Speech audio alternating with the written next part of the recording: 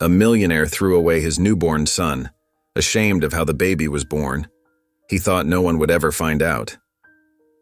Until 20 years later, he gets a shocking call from a voice he doesn't recognize, calling him father.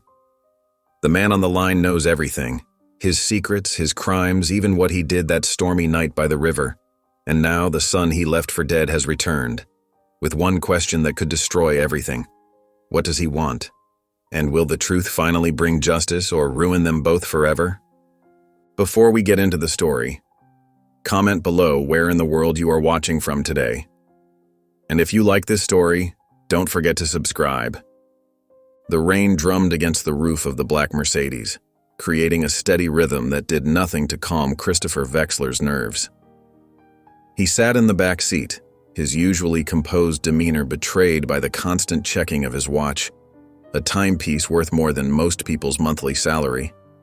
The leather interior of the car couldn't protect him from the chill that had nothing to do with the weather. Lightning flashed across the sky, illuminating the deserted riverbank.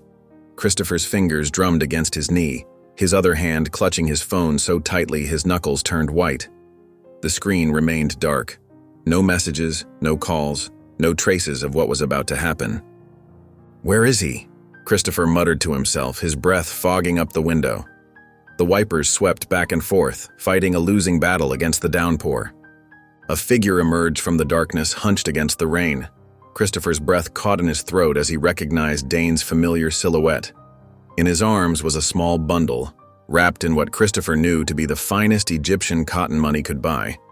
The blanket's corner, embroidered with the initials CV, peeked out from beneath Dane's protective grip. Christopher rolled down the window just enough to hear over the storm. "You're late," he said, his voice carrying the sharp edge of authority that had helped build his empire. Dane's face remained impassive, though his eyes betrayed a flicker of something, hesitation, perhaps regret.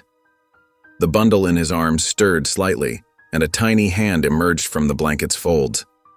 "Sir," Dane began, his voice barely audible above the rain, "are you absolutely certain about this?"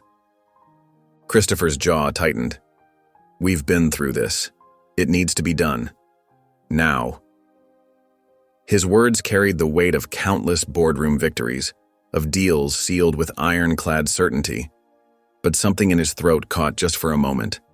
The baby made a soft cooing sound, and Christopher turned away, fixing his gaze on the river beyond. The water was dark and swift, swollen with rain, carrying branches and debris in its current. "Make sure it's over quickly," Christopher said, his voice now mechanical, divorced from emotion. He spoke as if discussing the disposal of old documents rather than a living, breathing child. Dane stood there for a moment longer, rain streaming down his face. The baby began to fuss, small whimpers cutting through the sound of the storm. Without another word, Dane turned and walked toward the river's edge, his steps heavy in the mud. Christopher watched in the side mirror as Dane reached the water's edge. The operative's silhouette was barely visible now, just a darker shape against the night. Lightning flashed again, and Christopher caught a glimpse of Dane looking down at the bundle in his arms. The seconds stretched like hours.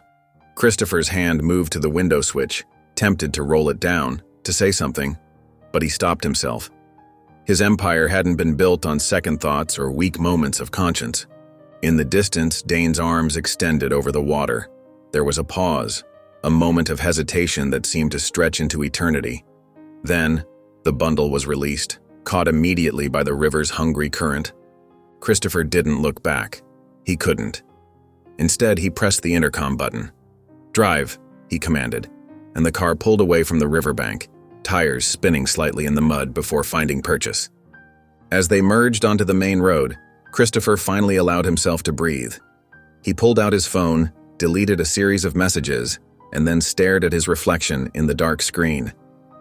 The man looking back at him seemed older somehow, harder, but he pushed that thought away. Meanwhile, downstream, where the river bent around a collection of ancient willows, Elias stood in the rain. His weathered hands worked by muscle memory, casting nets into the swollen waters. Despite the storm, he needed to check his traps. Survival didn't wait for good weather. A sound caught his attention, different from the river's rush or the rain's steady beat. He paused, head tilted, trying to locate its source. There it was again. A cry, weak but distinct, carried on the wind. Lightning illuminated the river, and Elias spotted something caught in a tangle of driftwood near the bank. The bundle might have been river debris, but something about its shape made him wade closer, his boots sinking into the muddy bottom. "What in the world?" he muttered, reaching out to grab the soaked bundle. As soon as his hands touched it, he knew this was no debris. The fabric, though soaked through, was fine, nothing like the rough materials he was used to. And it was moving. Carefully, Elias pulled the bundle from the water and brushed away the clinging leaves. A tiny face emerged, red from crying and cold, but very much alive. The baby's eyes were squeezed shut, small fists balled up against the chill. "Lord above," Elias breathed, quickly pulling off his coat to create a dry layer around the wet bundle. As he did so, the corner of the blanket caught his eye. 2 letters, expertly embroidered, CV. Elias looked up and down the empty riverbank, but there was no one in sight. Just the rain, the river, and now this tiny life in his arms. The baby's cries had softened to whimpers, small hands clutching at Elias's rough shirt. He stood there for a long moment, rain streaming down his face, considering the weight of what he held. Not just a child, but a choice. His own solitary life flashed before his eyes. The quiet routine he'd built after losing everything. This would change everything. The baby sneezed, a tiny sound that seemed to echo in Elias's heart. He looked down at the small face and felt something he hadn't felt in years. Purpose. "You've got a second chance, kid," he whispered, cradling the bundle closer to his chest. "And maybe I do too." 7 years had carved gentle changes into the landscape along the river's edge. The wooden shack that Elias called home had weathered countless storms, its walls darkened by rain and sun but standing firm against nature's tests. Wild grapevines climbed one corner, their leaves providing welcome shade in summer, while patches of moss softened the rough-hewn logs. Inside, 7-year-old Rael sat cross-legged on the floor, his dark eyes focused intently on the dismantled radio spread before him like puzzle pieces. His right hand moved with careful precision as he sorted through the components, while his left arm, shorter than the right and ending just below the elbow, rested naturally in his lap. A shaft of morning light streamed through the window, catching dust motes that danced around his small figure. "Rael," Elias called from outside, his voice carrying the warmth of morning coffee. "The fish won't catch themselves, son." Rael looked up from his work, a slight frown creasing his forehead. "Coming," he called back, though his fingers lingered on the radio's circuit board. He had almost figured out how the speakers connected to the main unit. Outside, the air was crisp with early spring freshness. Elias stood by the river's edge, 2 fishing poles propped against a nearby stump. His weathered face crinkled into a smile as Rael approached, boots crunching on the gravel path. "What's the first rule of fishing?" Elias asked, handing Rael the smaller of the 2 poles. "Patience," Rael answered, though his eyes drifted back toward the shack where his project waited. "And silence." Elias chuckled, ruffling the boy's dark hair. "That's right, though you seem to have plenty of patience for that old radio." They settled into their usual spots, the river flowing steady and constant before them. Rael cast his line with practiced ease, having long since adapted to handling the pole with his unique grip. The morning passed quietly, broken only by the splash of fish and Elias's occasional soft instructions. "Elias?" Rael's voice was thoughtful, matching the rhythm of the river. "Where did I come from?" The question hung in the air like morning mist. Elias kept his eyes on the water, his hands steady on his fishing pole. "You came from the river," he said finally, his voice gentle. "Just like the fish we catch and the birds that visit us." Rael considered this, his head tilted slightly. "But the fish have fish families, and the birds have bird families." He paused, watching a dragonfly skip across the water. "Did I have a family? Before?" Elias reeled in his line slowly, buying time with the familiar motion. Family isn't always about where you come from, Rael. Sometimes it's about where you end up. He turned to the boy, his eyes kind but firm. You're here now, and that's what matters. The days flowed like the river itself, each one bringing new lessons. Elias taught Rael how to patch the roof when spring storms found new leaks, how to preserve vegetables for winter, and how to read weather patterns in the sky. The boy absorbed it all, but his true passion emerged in the hours spent with salvaged machinery. Their trips to the local junkyard became weekly adventures. The owner, an old friend of Elias, would wave them through with a knowing smile. While Elias searched for useful tools and parts, Rael would wander the rows of discarded treasures, his eyes lighting up at every piece of electronics he discovered. One such afternoon, as clouds gathered overhead threatening rain, Rael's excited voice cut through the quiet. Elias, look what I found. Elias made his way through the maze of metal and rust to find Rael crouched beside what looked like a relatively recent addition to the yard. A laptop computer lay partially buried under some old magazines, its case scratched but largely intact. Can we take it? Rael asked, his good hand already brushing dirt from the keyboard. I think I can fix it. Elias studied both the computer and the hope in Rael's eyes. It'll need power, he said slowly. And we're off the grid out here. The solar panels, Rael's face lit up. The ones you use for the emergency radio? Couldn't we use those? That evening, they worked together at the rough wooden table, connecting the laptop to their small solar setup.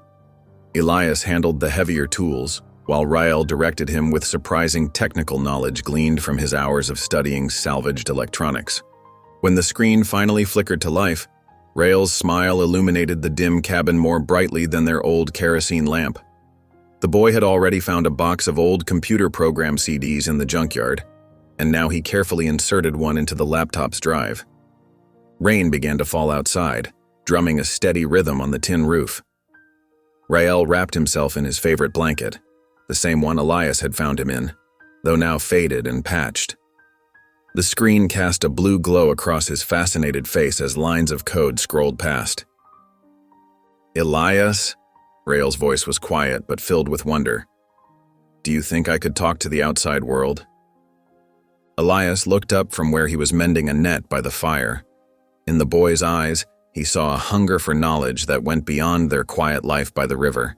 It was a look that both worried and proud him. One day, he answered carefully, setting aside his work. But first, learn to listen. The years flowed past like the river itself, carrying Rael from childhood into his early teens. His curiosity about technology had blossomed into something extraordinary, far beyond what anyone might expect from a boy raised in an off-grid cabin. While his peers in the distant town might have been playing video games, Rael was writing his first algorithms at age 10, his mind racing ahead of his hands as he worked. The old laptop had become an extension of himself, its keyboard worn smooth from countless hours of use. Lines of code filled notebooks scattered around his corner of the cabin, each page covered in his neat handwriting. Elias watched this transformation with a mixture of pride and quiet concern, recognizing a brilliance that seemed to burn brighter with each passing season. One spring morning, Elias returned from one of his salvage runs with something special wrapped in an old towel. Found this in a wreck downstream, he said, placing the bundle on Rael's workbench. Thought you might make something of it. Rael carefully unwrapped the package to reveal a satellite phone, its case dented but intact. His eyes lit up as he turned it over in his hands, already seeing past its damaged exterior to its potential. The internal components should still be good, he said, reaching for his toolbox. The firmware, I can work with that. Over the next few weeks, Rael threw himself into the project. The sat phone became his obsession, and Elias would often find him still awake in the early hours, hunched over his workbench, the blue glow of the laptop screen reflecting off his intent face. Using cracked firmware he'd discovered in the darker corners of the internet, Rael transformed the simple communication device into something entirely new. A secure node that could pierce through normal networks without leaving traces. It was during this time that Ghost was born. The name came to him naturally. After all, wasn't that what he was? a presence that could slip in and out of networks unseen, leaving no footprints behind. His first forays were cautious, brief intrusions into unsecured systems just to test his capabilities.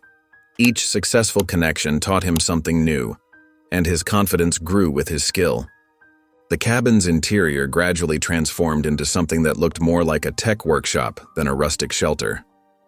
Salvaged monitors lined one wall, while a nest of cables and modified hardware occupied what had once been their dining table. Elias adapted to these changes with remarkable patience, moving his fishing gear outside to make room for Rael's expanding collection of equipment. By 13, Rael had constructed his own private network, a web of connections cobbled together from hijacked satellite signals and repurposed technology. The achievement went far beyond simple coding. It was a masterwork of improvisation and understanding.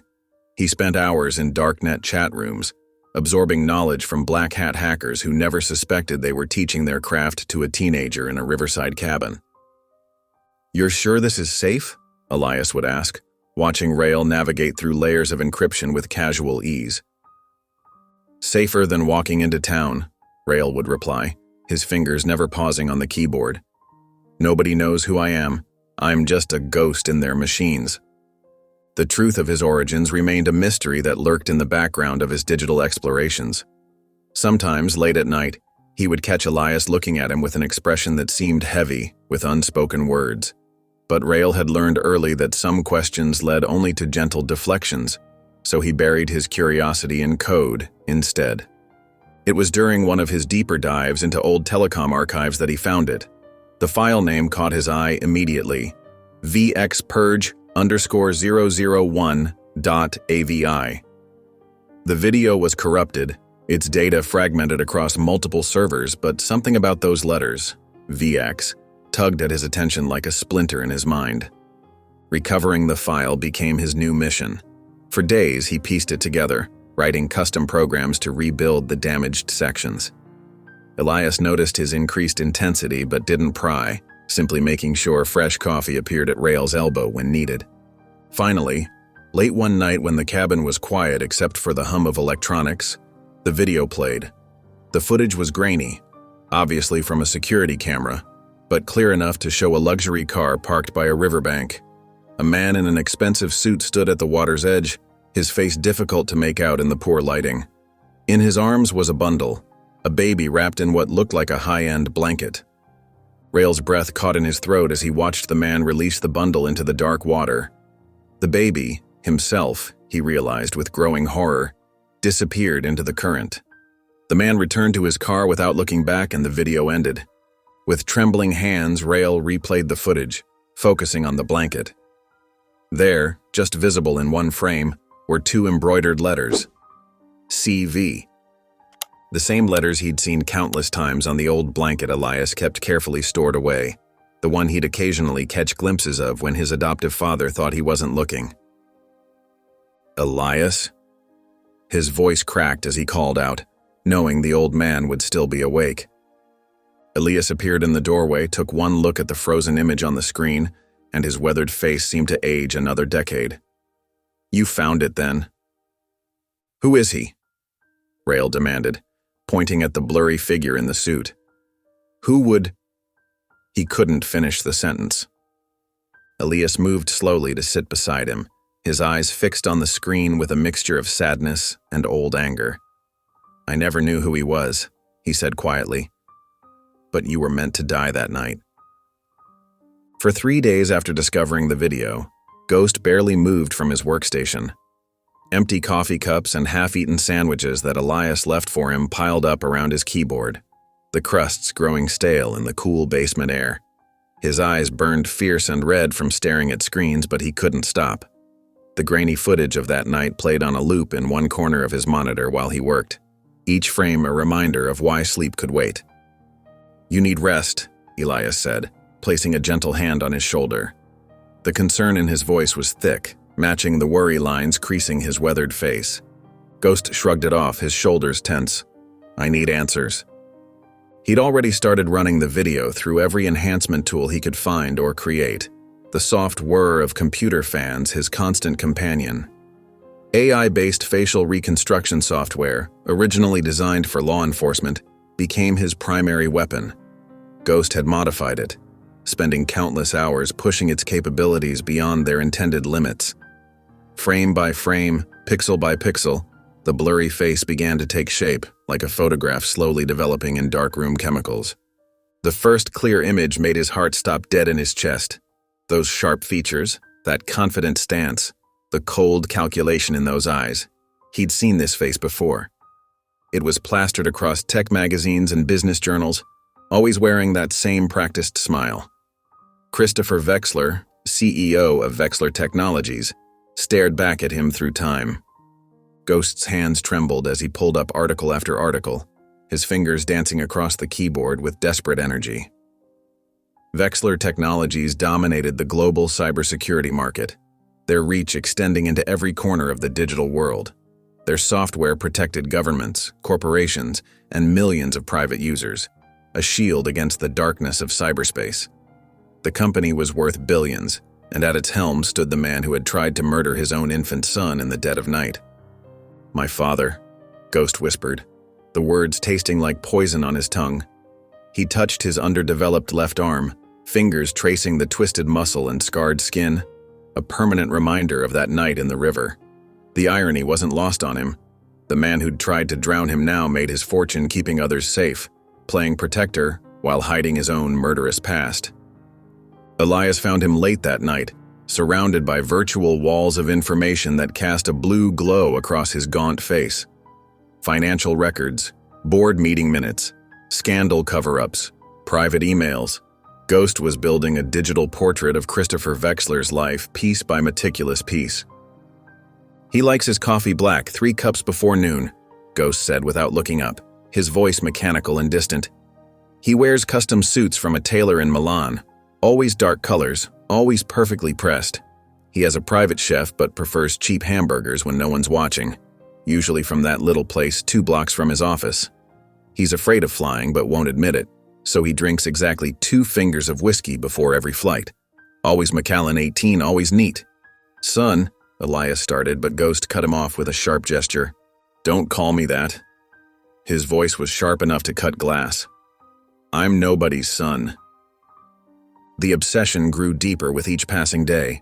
Ghost created complex algorithms to analyze Wexler's speech patterns in interviews and presentations, mapping every verbal tick and subtle pause.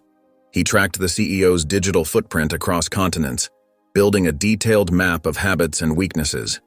Every night, he infiltrated deeper into Wexler Technologies' systems, planting invisible backdoors for future use, each one a digital time bomb waiting to be triggered. The work was methodical, precise, reflecting the cold fury that drove him.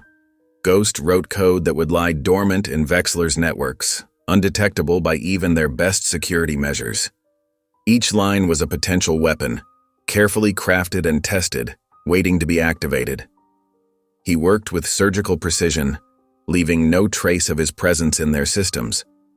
But in the quiet moments when exhaustion forced him to pause and the screens blurred before his eyes, doubt crept in like a thief.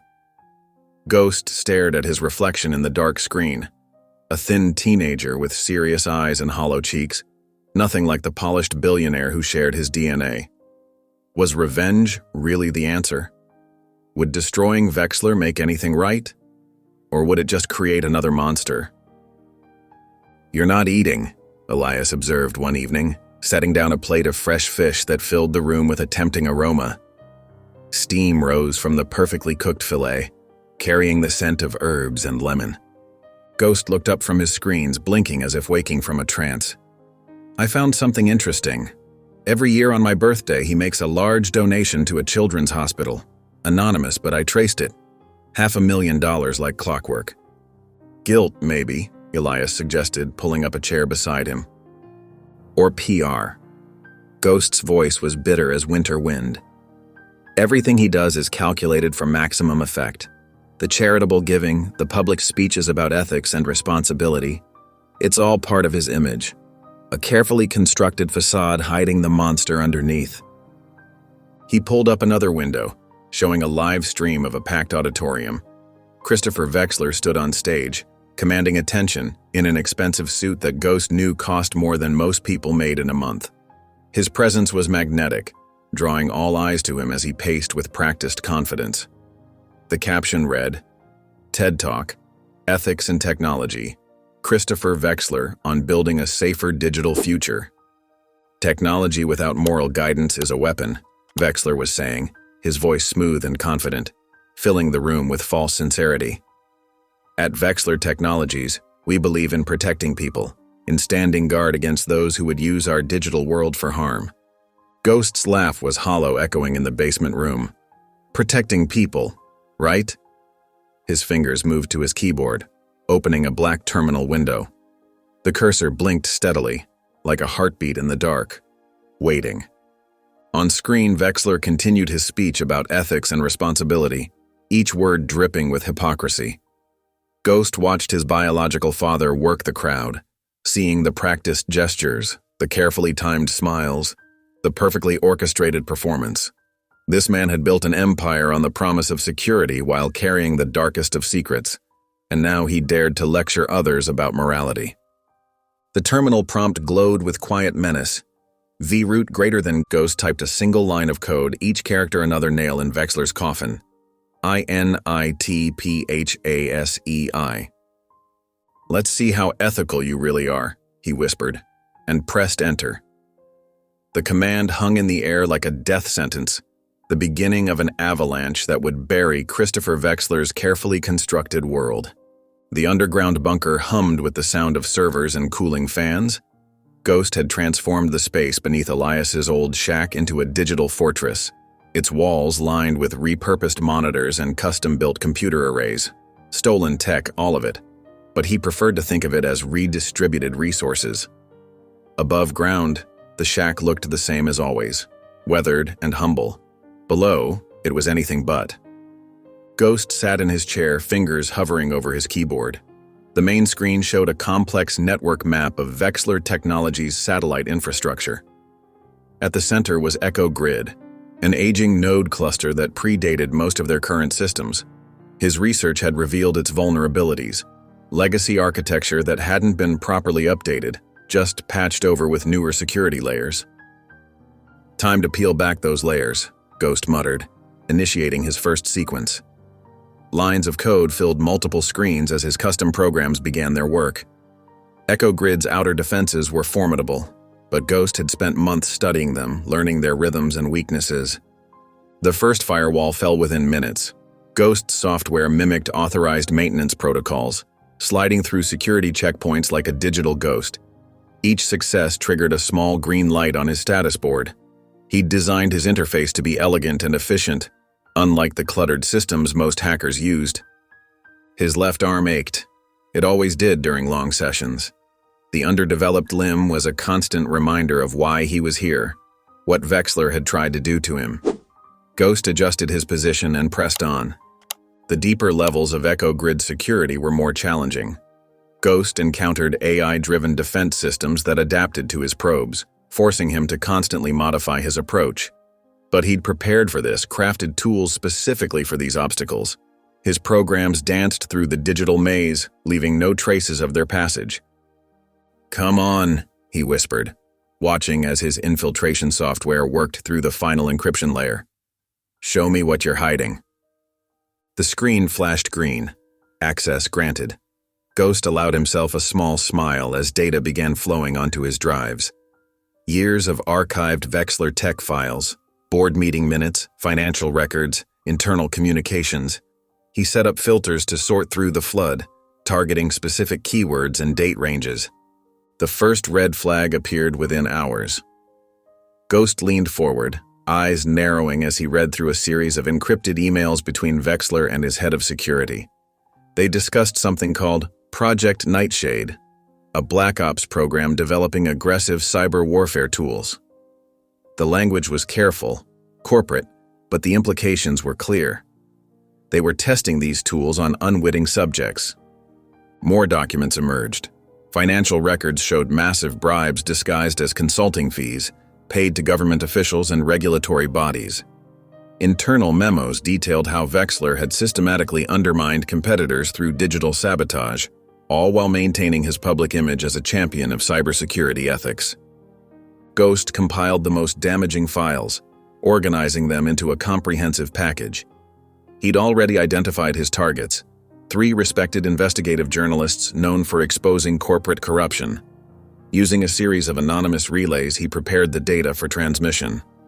"This is just the beginning," he said to himself, thinking of Vexler's carefully constructed public persona. The man who'd tried to murder his own infant son had built an empire on lies and manipulation. It was time for those lies to unravel. Ghost sent the files through his secure channels, each journalist receiving a different piece of the puzzle.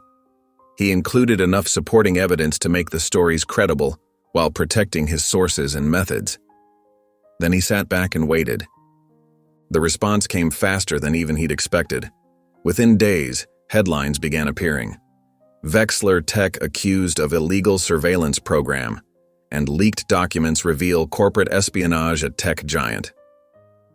The stories focused primarily on the Satellite Defense Division, detailing how Vexler had used EchoGrid to test aggressive cyber weapons on civilian networks. Ghost watched the news coverage intensify, noting how each revelation led to more questions, more investigations. Vexler Technologies' stock price began to drop. Partners and clients issued statements of concern. The slow burn had begun. A week after the leaks, Christopher Vexler called a press conference at Vexler Tech headquarters.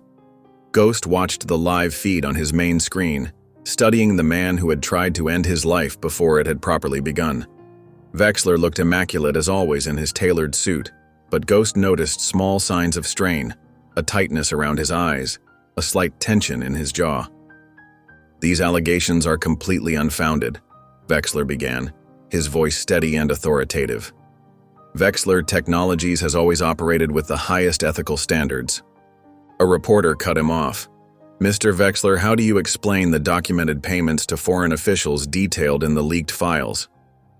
Another jumped in. "What about Project Nightshade? Were you aware of illegal testing on civilian networks?" Ghost watched as Vexler's composed demeanor cracked, just for a moment. The CEO's hand tightened on the podium, his knuckles turning white. It was subtle, but Ghost had studied this man's every gesture, every micro-expression. He saw the flash of fear in Vexler's eyes. "These supposed documents are clearly fabricated," Vexler said, but his voice had lost some of its confidence. "We are conducting an internal investigation. Sources claim the files came from your own EchoGrid servers. Has your network been compromised?" The questions kept coming, each one chipping away at Vexler's carefully maintained facade. Ghost observed it all with cold satisfaction, noting how his father's right hand kept moving to adjust his tie, a nervous tell he'd identified months ago. "Let's see how you handle a slow burn," Ghost whispered to the screen. He opened his command terminal and typed, "Phase 2, prep." The glass-walled conference room on the 47th floor of Vexler Technologies headquarters buzzed with tension. Kendra Locke stood before a wall of screens, her dark suit crisp and professional, her posture military straight. As head of cyber defense, she'd spent the past week analyzing the EchoGrid breach, and what she'd found troubled her. "The attack patterns are too precise," she explained, gesturing to the data flowing across the displays. Each intrusion point was carefully chosen. They knew exactly where to look and what to extract. She paused, meeting Christopher Vexler's cold stare. "This suggests inside knowledge, someone who understands our systems intimately." Vexler sat at the head of the conference table, his fingers drumming an impatient rhythm. "Are you suggesting one of our own people did this?" "It's a strong possibility," Kendra replied. She pulled up a timeline of the breach. "The attacker navigated our legacy architecture like they helped build it. That kind of familiarity—" "Nonsense," Vexler cut her off, waving his hand dismissively. "Our security protocols are airtight. No employee could access that level of classified data without triggering multiple alerts." He stood up, straightening his tie. "This is clearly an external threat. Someone who got lucky with outdated vulnerabilities." Kendra wanted to argue further, but she recognized the steel in Vexler's voice. His mind was made up. She watched as he paced to the window, looking out over the city skyline. "Set up honeypots," he ordered. "Bait them across the dark web. Make them impossible to resist." A cruel smile touched his lips. "Focus on adoption records and old employee databases. If this attacker is so interested in our history, let's give them something to chase." "Yes, sir." Kendra nodded, though something about his specific request struck her as odd. Why those particular topics? She made a mental note to look into it later. Miles away in his underground command center, Ghost monitored the conversation through the spyware he'd planted during the initial breach.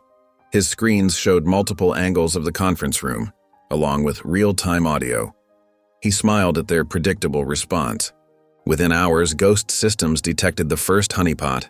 It was well-crafted, he had to admit. A seemingly corrupted archive titled VX Adoption Log 2005, floating in a dark web forum. The file structure mimicked genuine Vexler Tech documents, complete with authentic-looking metadata. "Amateur hour," Ghost muttered, his fingers flying across the keyboard. He could spot their digital traps from miles away, but he decided to play along. Let them think they had him. Ghost initiated a carefully controlled download of the honeypot file. His security protocols stripped away the monitoring elements, but he left just enough active to make it look like he'd fallen for their bait.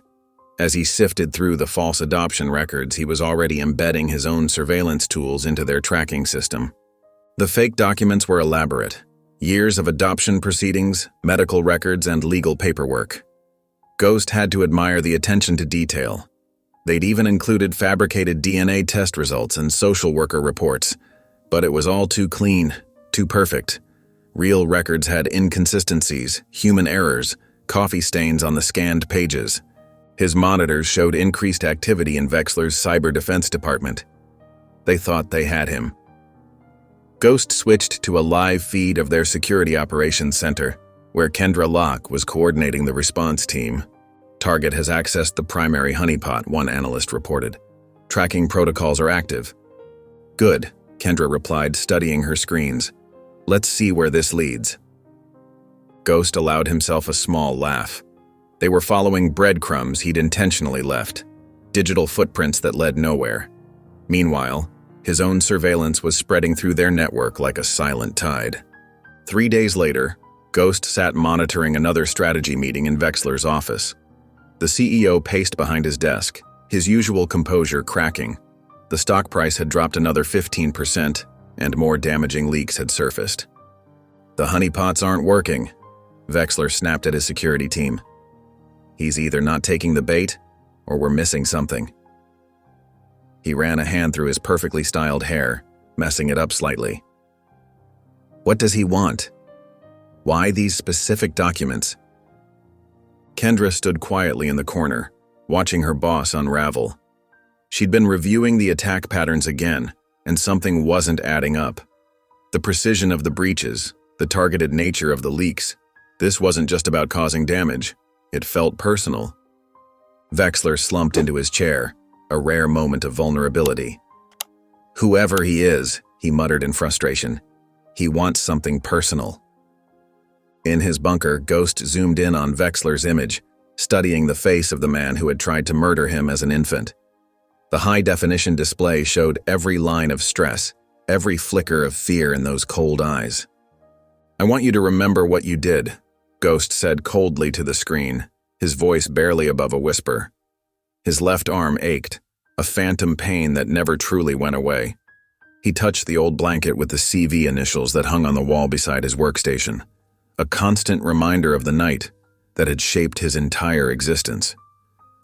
The surveillance feed showed Vexler composing himself, straightening his tie in that nervous way Ghost had come to recognize. The CEO had no idea that his son, the one he'd tried to drown, was watching his every move, dismantling his empire piece by piece. Ghost's monitors continued to display the feeds from Vexler's office, each screen a window into the world of the man he'd spent years studying. The trap they thought they'd set had become his eyes and ears into their operation. Now he could watch as they scrambled to understand what was happening, to defend against an enemy they couldn't see. Ghost's fingers danced across multiple keyboards in his underground command center. Screens surrounded him, each displaying different aspects of Vexler Technologies' vast financial network. He'd spent months mapping their payment systems, following money trails, and identifying weak points. Now it was time for Phase 2. "Let's see how you handle this," Ghost muttered, initiating his carefully crafted code. He started small, microscopic adjustments to automated payment systems, fractions of cents diverted from thousands of transactions. The amounts were too tiny to trigger immediate alerts, but they added up quickly. The money flowed through a maze of digital pathways he'd created, eventually landing in legitimate-looking charitable foundations. Ghost had established these shells months ago, each one carefully structured to withstand scrutiny. Most supported causes close to his heart: orphanages providing homes for abandoned children, medical research developing advanced prosthetics, support programs for kids with disabilities. On one screen, Ghost watched the numbers tick up. $10,000 here, $20,000 there, all redirected from Vexler's shadier subsidiaries. He'd chosen his targets carefully, siphoning from accounts already tainted by corruption. It was poetic justice, using dirty money to help those who needed it most. In his high-rise office, Christopher Vexler frowned at his quarterly reports. Something felt off about the numbers, but he couldn't quite put his finger on it. The discrepancies were subtle, buried under layers of routine transactions. His financial team had flagged some unusual patterns in their subsidiary accounts, but nothing seemed overtly suspicious. Ghost switched his focus to the stock market algorithms. He'd spent weeks studying Vexler Tech's automated trading systems, learning their patterns and triggers. Now he introduced small anomalies, nothing dramatic, just enough to create uncertainty. Buy orders delayed by milliseconds, sell signals triggering at slightly wrong moments. The effects rippled through the market. Vexler Tech's stock price began to wobble, not enough to cause panic, but sufficient to make investors nervous. Analysts started questioning the company's stability. Trading volumes increased as speculation grew. Meanwhile, Ghost's other operation was gaining momentum. Using carefully crafted anonymous accounts, he seeded discussions across tech forums and social media. He shared snippets of the corruption evidence he'd gathered, sparking debates about Vexler's business practices. Each post was calculated to build gradually, avoiding immediate attention while slowly eroding public trust. "Look deeper," one of his posts urged. "The pattern of corruption goes back decades. How many lives has Vexler Tech destroyed to maintain its power?" In the Vexler Tech Security Center, Kendra Locke stared at her monitors, a cup of cold coffee forgotten beside her keyboard. She'd been tracking the various disruptions, trying to piece together the bigger picture. The attackers' knowledge of their systems was too precise to be random.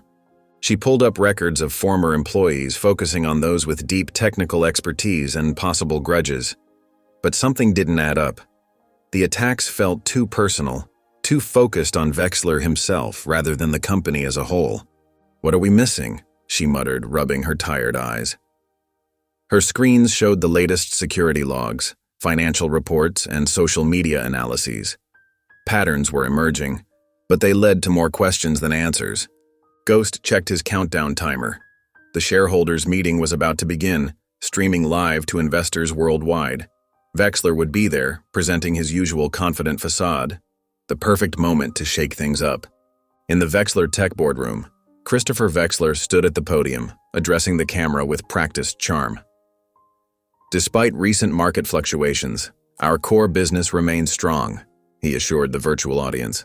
"Our security protocols are industry-leading and our financial position is solid."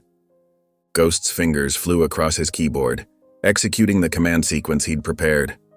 The broadcast feed flickered, then went black. When it returned, a stark white skull filled the screen, its empty eye sockets seeming to stare directly at Vexler. "Hello, Father?" A digitally distorted voice echoed through the boardroom speakers. "Do you want your company back?" The skull image pulsed with each word, its jaw moving in an unsettling rhythm. The shareholders watching online began flooding the chat with panicked messages. In the boardroom, executives looked at each other in confusion and fear. The feed cut out abruptly, plunging the room into stunned silence. Kendra, who had been monitoring the meeting from the back of the room, stepped forward. She looked directly at Vexler, whose face had gone pale. "You have a son?" she asked, her voice cutting through the tension. Vexler said nothing. His hands gripped the podium so tightly his knuckles turned white, but he remained silent, staring at the now dark screen where the skull had been. The boardroom erupted in chaos.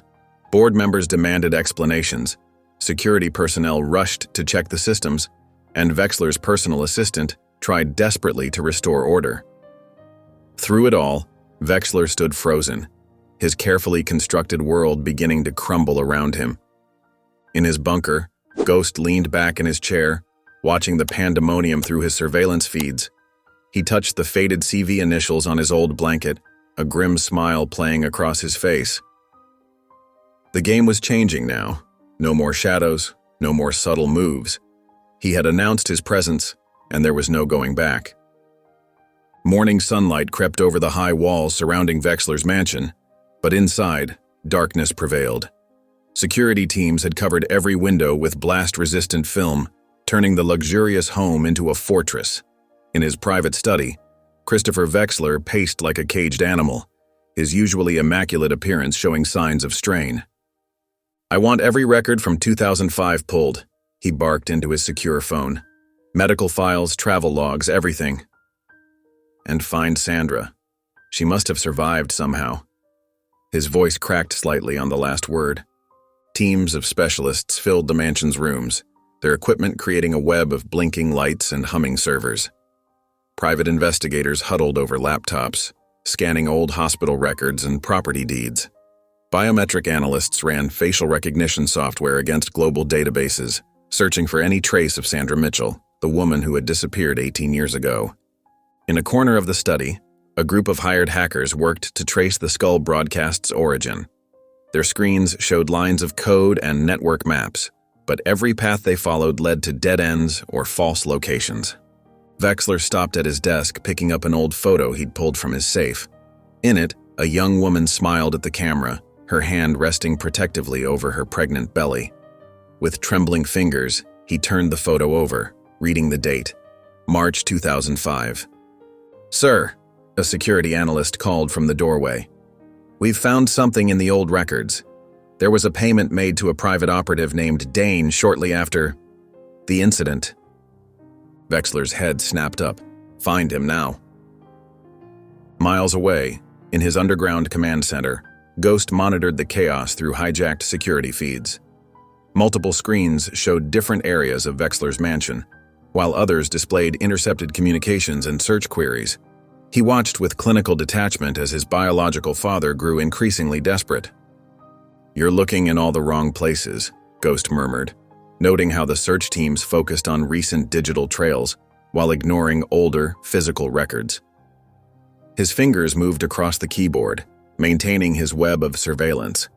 A soft chime interrupted his observation. A new message had appeared in one of his secure drop boxes. Ghost's eyes narrowed as he read the encrypted text, which had been routed through several anonymous relays. "I don't trust him either, let's talk." The message was signed with a complex cryptographic key that Ghost recognized from Wexler Tech's internal security protocols. Kendra Locke. Ghost leaned back in his chair, considering the implications. Kendra wasn't just any security officer. She was Wexler's top cyber defense specialist, known for her ruthless efficiency in tracking down threats. This could be a trap, an attempt to locate him through digital breadcrumbs. But something about the message's timing and directness intrigued him. He'd studied Kendra's work patterns and decision-making style. She was methodical, independent, and, most importantly, had recently started questioning Wexler's methods.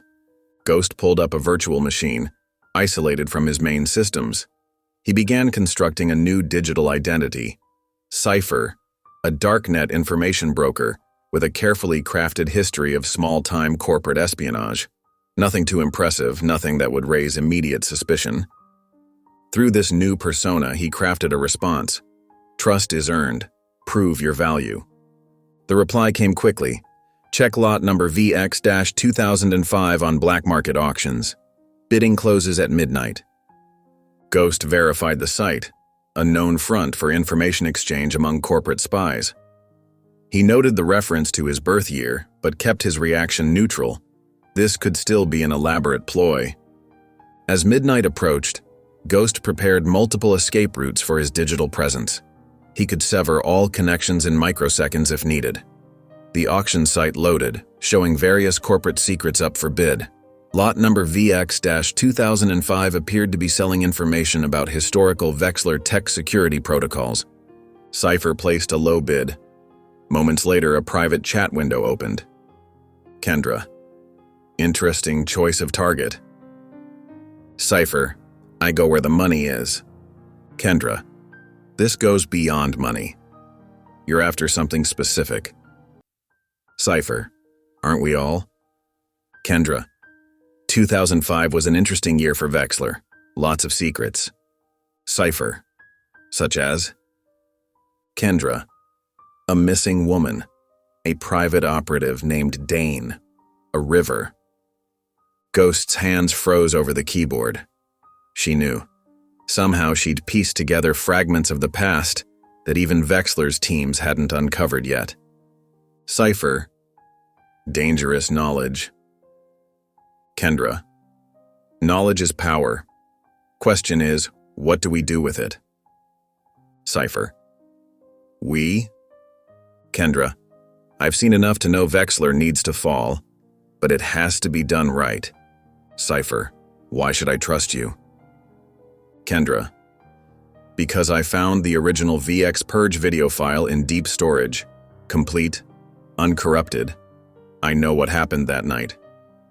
Ghost stared at the screen, his heart pounding. The original video would be definitive proof of Vexler's crime, but engaging with Kendra meant risking everything he'd built. Cypher. Interesting claim. Proof? Kendra. Not here. Not now. But I can help you if you're who I think you are. Ghost terminated the connection without responding. He sat back in his chair, mind racing through possibilities. Kendra wasn't just another corporate soldier. She had access to evidence he needed, and more importantly, she seemed willing to turn against Vexler.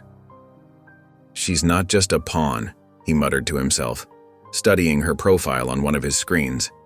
She's a key. In the dim light of his bunker, Ghost began analyzing every piece of data he had on Kendra Locke, preparing for a game-changing decision. The late afternoon sun cast long shadows across the riverbank as Ghost emerged from his underground command center.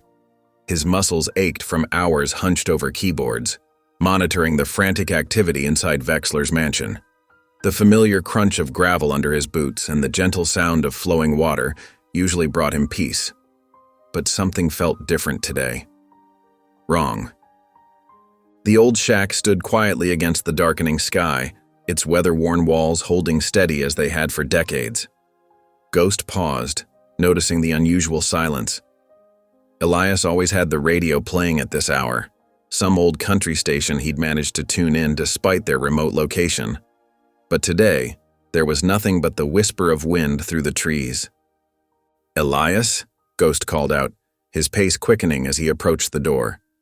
The wooden steps creaked under his weight, a sound as familiar as breathing after all these years. The door wasn't fully closed, another warning sign. Elias was religious about keeping it latched, even in the warmest weather. Ghost pushed it open slowly, his heart beginning to race. The scene inside stopped him cold. Elias sat slumped in his favorite armchair, the one he'd repaired countless times rather than replace. His worn hands rested limply in his lap, and a shattered teacup lay on the floor, its contents spread across the wooden boards like a dark stain. The radio sat silent on its shelf, its dial still set to Elias's preferred station. "Dad?" Ghost whispered, the word catching in his throat. He rushed forward, his training forgotten in the moment of panic. Elias's skin was cool to the touch, his chest still. No pulse at the neck. Ghost stood there for a long moment, his hand resting on Elias's shoulder, unable to process what he was seeing. The man who had pulled him from the river, who had raised him, taught him, loved him without condition, was gone. Moving on autopilot, Ghost retrieved one of his secure phones and activated an anonymizing relay. His voice remained steady as he reported a medical emergency, giving their location through several bounced signals to mask the origin. The wait for help felt eternal, though his internal clock told him it was only 23 minutes before he heard the crunch of tires on gravel. The medic was a middle-aged woman from the nearest town, her face kind but professional as she examined Elias. Ghost stood by the door, his emotions locked behind a wall of practiced control. "I'm sorry," she said finally, straightening up. "It looks like a stroke. Quick, probably didn't feel much pain." She paused, studying Ghost's impassive face. "Would you like me to call the funeral home in town?" Ghost shook his head. "I'll take care of him." The medic seemed about to protest, but something in Ghost's expression made her reconsider. She left her card on the table, saying softly, "Call if you need anything," before heading back to her vehicle. Ghost spent the night digging. The ground was soft near the river, where wildflowers grew in abundance during spring. Elias had always loved watching them bloom. As the sky began to lighten, Ghost carefully wrapped Elias's body in his favorite blanket and laid him to rest beside the water that had brought them together. He stood at the grave as dawn broke, his clothes dirty, his hands raw from digging. No tears fell. They seemed trapped somewhere deep inside, frozen like everything else. After a long moment, he turned back to the shack. There were things he needed to check. Under Elias's bed, Ghost found what he'd always known was there but had never looked for. A locked wooden box, its surface smooth from years of handling. The lock was simple, no match for his skills. Inside, he found a collection of carefully preserved newspaper clippings, some dating back to before his birth. The headlines jumped out at him. Vexler Tech accused of illegal testing. Whistleblower vanishes after Vexler allegations. Tech giant cleared in controversial ruling. Ghost spread them out on the floor, piecing together a story of corruption and power. At the bottom of the box lay a photograph, creased and worn as if it had been handled many times. In it, a younger Christopher Vexler stood beside a woman Ghost had never seen before. She was beautiful, with dark hair and eyes that seemed to pierce through time. Her hand rested protectively over her pregnant belly, and her smile held a hint of defiance. On the back, in Elias's careful handwriting, Sandra Mitchell, 2005. His mother. Ghost stared at the photo for a long time, memorizing every detail of her face. Had she known what Vexler would do? Had she tried to protect him? The questions burned in his mind, but the answers were lost to time. With careful movements, Ghost gathered everything from the box and made his way back to his underground sanctuary. The familiar hum of servers and screens welcomed him, but they felt hollow now. He sat at his main terminal, the photo of his parents propped against a monitor. His fingers moved across the keyboard, accessing his primary command interface. The cursor blinked, waiting. Ghost typed a new directive. Vexler, terminal. The system acknowledged the command, updating his protocols and objectives. Ghost looked at the photo again, at the father who had tried to murder him and the mother he would never know. "I don't need a father," he said quietly, his voice barely audible over the hum of equipment. "I need an end." The words hung in the air of the bunker, a promise and a sentence all at once. Above ground, the river continued its eternal flow, passing the fresh grave where the only real father Ghost had ever known now rested in the soil he had loved so well. The sleek glass walls of Vexler Technologies headquarters reflected the morning sun, casting sharp shadows across Kendra Locke's office. She sat at her desk, surrounded by multiple screens displaying security protocols and system diagnostics, but her attention was fixed on an old personnel file that shouldn't exist. Something about the official story didn't add up. Ghost's message during the shareholder meeting, calling Vexler father, had triggered too many alarm bells. Vexler's reaction, or rather his careful lack of reaction, told her even more. Kendra's fingers flew across the keyboard, diving deeper into archived records. She'd discovered a hidden partition in the old server storage, containing employee files from 2 decades ago. Names and faces scrolled past until one caught her eye. Daniel Dane Morrison, Special Operations Coordinator, 2000 to 2007. His photo showed a stern-faced man with military bearing, exactly the type Vexler would have trusted for sensitive work. His employment record was spotless, but suspiciously vague. the kind of clean that meant dirty work. Kendra cross-referenced his name with public records. No death certificate, but several property transfers in a small town 3 hours north. She grabbed her coat. The drive took her through declining suburbs into rural backroads.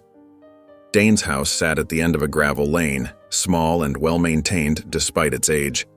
A hospice care vehicle was parked outside. A tired-looking nurse answered her knock. "Mr. Morrison isn't taking visitors." Kendra held up her Vexler Technologies ID. "It's about an old company matter. Very important." The nurse hesitated, then nodded. 10 minutes, he tires easily. Inside, Dane lay propped up in a medical bed, thin and pale, but with alert eyes that tracked Kendra's every move. Medical equipment beeped softly in the corner. "Vexler Tech," he said, voice rough. "Finally come to tie up loose ends?" "I'm here about a child," Kendra said, watching his reaction carefully. "From 20 years ago." Dane's face tightened. He was quiet for so long that Kendra thought he wouldn't answer. Then, "You found him." "Maybe. I need to know what happened that night." Dane closed his eyes. "Why dig up old graves?" "Because something's happening at Vexler Tech. Someone's taking it apart from the inside.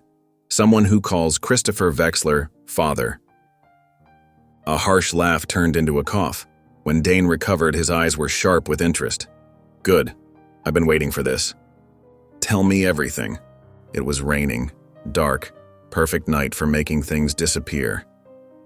Dane's voice grew distant with memory. "Vexler waited in the car while I took the baby to the river. Just a tiny thing, wrapped in this fancy blanket. Had initials on it. CV. Kendra leaned forward. "You dropped him in?" "That was the order." Dane's hands twisted in the blanket. "But I hesitated. Just for a second. The current was strong that night. I told myself it would be quick." He met Kendra's eyes. "I never saw a body recovered, never quite believed he died." "Why didn't you report it?" "To who?" "Vexler owned half the police force. Besides, I was a coward." He gestured at his wasted body. "Karma's got me now, though, hasn't it?" Kendra sat back, pieces falling into place. The timing matched. The hatred in Ghost's attacks felt personal. And those initials. "Thank you," she said, standing. "Wait." Dane grabbed her wrist with surprising strength. "If you found him, if he's alive, tell him I'm sorry. Tell him I think about that night every day." Back in her office, Kendra opened her secure messaging channel to cipher. Their previous conversations had been careful dances around the truth, each probing for information while revealing little. But now she had leverage. She typed, "Found something interesting about VX 2005. Involves a river and a blanket." The response came quickly. "Dangerous waters to swim in. Sometimes the truth needs to surface. Truth is subjective. Depends who's telling it." Kendra chose her next words carefully. What if someone who was there wanted to talk? The pause was longer this time. Who? Someone who regrets their part. Someone dying. No response came for several minutes. Kendra could almost feel the tension through the digital connection. Miles away, in his underground bunker, Ghost stared at the messages with growing unease. Something felt wrong. He'd been too eager, too willing to engage. Amateur mistakes. He pulled up his trace program, fingers flying across the keyboard as he wrote a script to track the message origin. The program ran, bouncing through proxy servers and ghost nodes until... a ping. The source resolved on his screen. Vexler Technologies. Internal network. No. Ghost slammed his fist on the desk, sending empty coffee cups scattering. She played me. But as his anger faded, doubt crept in. The messages had been too specific, too pointed. If she worked for Vexler, why lead him to Dane? Why risk exposing such a dangerous secret? Ghost paced the length of his bunker, mind racing. The evidence wall caught his eye. Newspaper clippings, surveillance photos, all centered around Vexler. In 20 years, no one inside his organization had ever questioned him. No one except Kendra. He stopped pacing. Or maybe, he said slowly, she wants him dead too. The thought hung in the air, a new variable in an already complex equation. Ghost returned to his terminal, staring at the blinking cursor while possibilities and dangers warred in his mind. The pristine medical office felt too bright, too sterile. Christopher Vexler sat rigid in an ergonomic chair worth more than most people's monthly salary, his manicured fingers gripping the armrests. Across the desk, Dr. Sarah Chen studied her tablet with a furrowed brow. "I don't understand," Vexler said, his voice carrying none of its usual commanding presence. "You're saying none of the treatments are working?" Dr. Chen set down her tablet and met his eyes directly. "Mr. Vexler, your condition is progressing faster than we anticipated. The immunotherapy protocols aren't achieving the response we hoped for. Your body is actively rejecting them." Vexler's jaw tightened. There must be other options. Money is no object. "This isn't about money." Dr. Chen's tone was gentle but firm. "Your particular blood disorder is extremely rare. We've explored experimental treatments, but given the aggressive nature of your condition..." She paused, choosing her words carefully. "There is one option that shows the highest probability of success: a bone marrow transplant." "Fine, let's do it." "It's not that simple. We need a donor with very specific genetic compatibility markers. Siblings are usually the best option, but I understand you have none. Children are the next best possibility." Vexler's face remained impassive, but his knuckles whitened on the armrests. "I have 3 children. Test them all." "We already have." Dr. Chen pulled up their files. "Unfortunately, none of them are compatible matches. Mr. Vexler, is there any possibility of other children? Perhaps from previous relationships?" The question hung in the air like poison. Vexler stood abruptly, straightening his tailored jacket. "Send me the full report. I'll have my team review other options." Back in his private office at Vexler Technologies, Christopher paced behind his desk. Floor-to-ceiling windows offered a panoramic view of the city he'd helped build, but he barely noticed it. His mind raced through possibilities, contingencies, backup plans, the same strategic thinking that had built his empire. But this enemy couldn't be bought off or intimidated.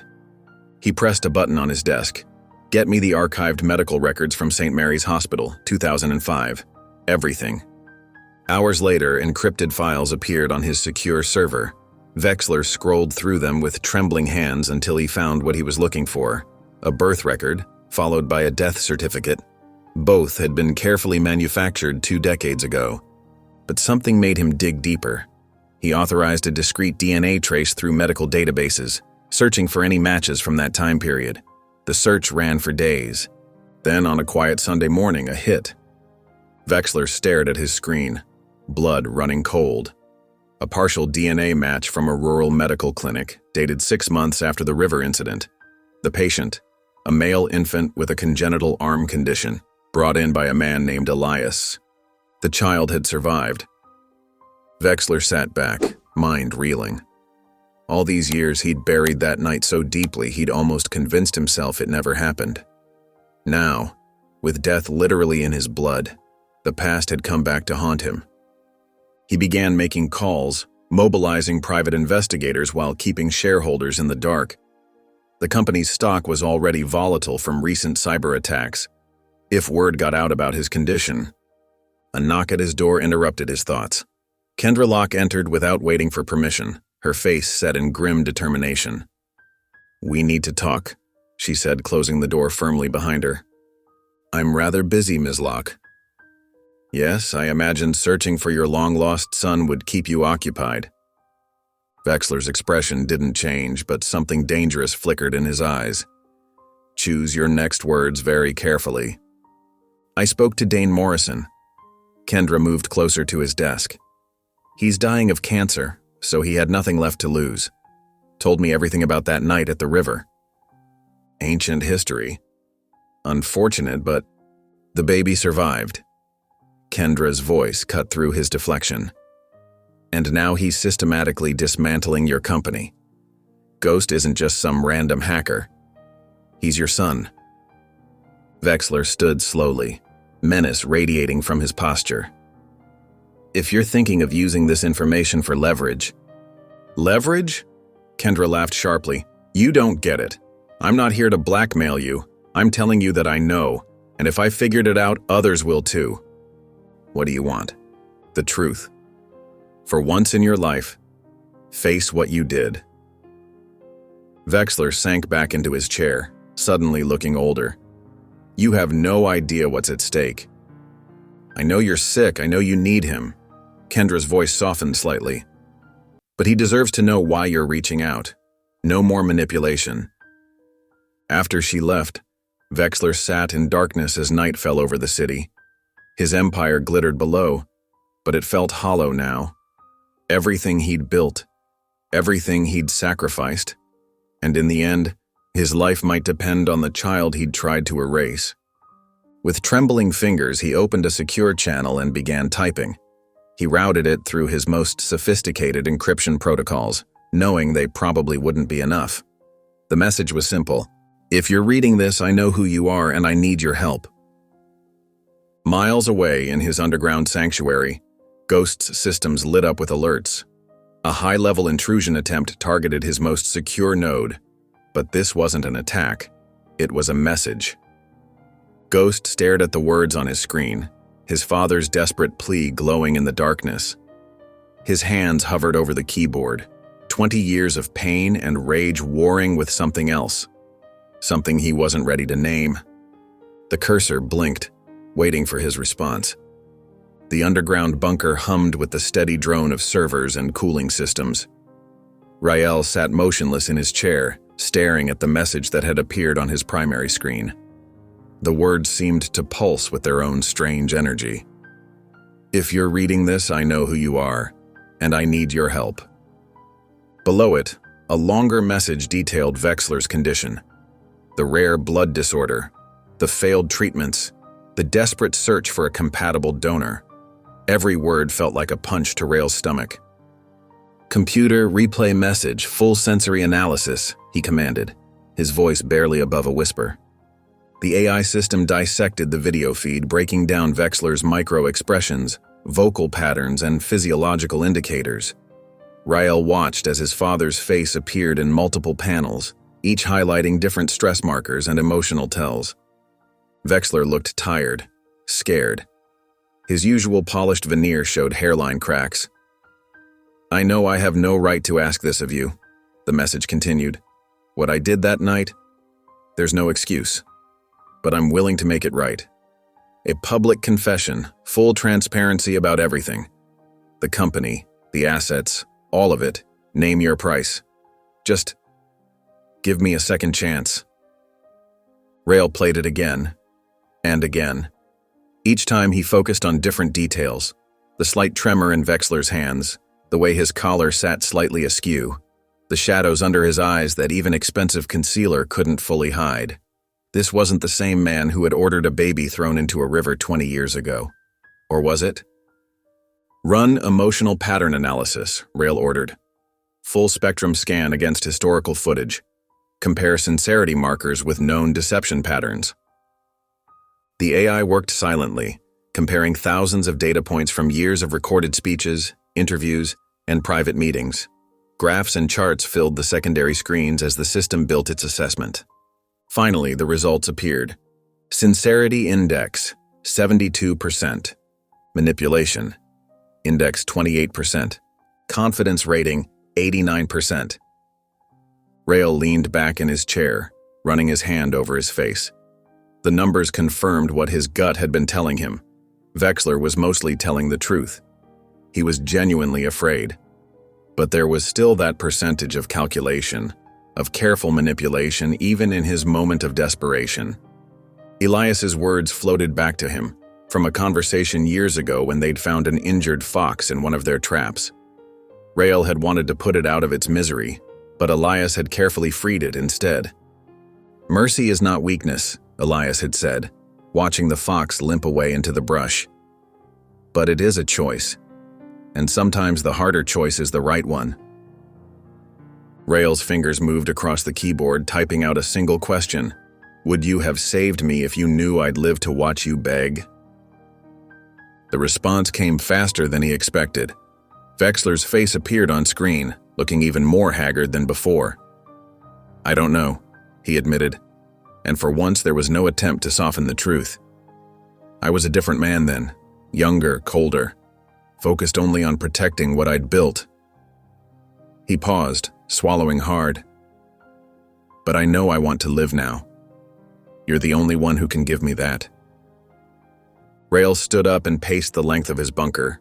The walls were lined with servers, each one holding pieces of Wexler's empire he'd stolen over the years. All that power, all that wealth, and none of it could save his father now. Only he could do that. The irony wasn't lost on him. He returned to his chair and opened a secure terminal.